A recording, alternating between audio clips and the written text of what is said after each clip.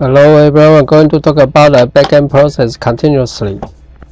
Now we're going to do the solder deposition process at the BGA position. We are going to fill the BGA hole with solder material, the yellow part, to contact to the metal layer. The metal layer is here. Solder the yellow part, install into the hole. The hole is the BGA hole,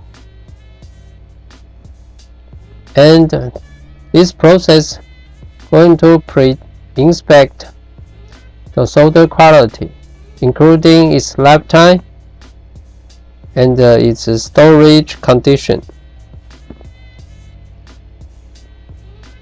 Then we use the solder equipment to force it to make deposition of the solder to contact to the metal layer.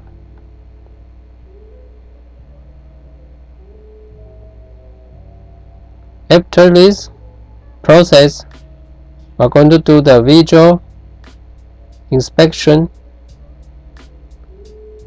to check the solder deposition condition.